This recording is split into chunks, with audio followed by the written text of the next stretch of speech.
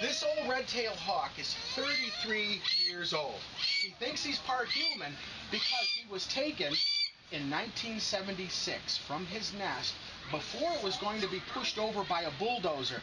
Now, 33 years ago, Route 390, I took it here today to get to your address, was being built from Rochester down through the southern tier.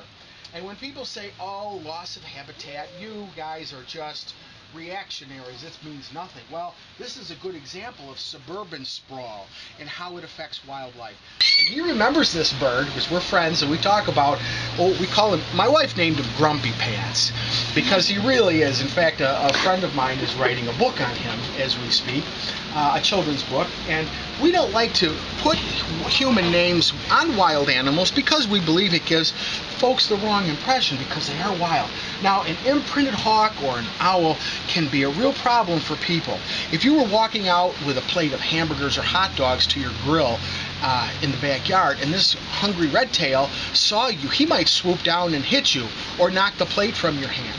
That's very common with birds that think they're human.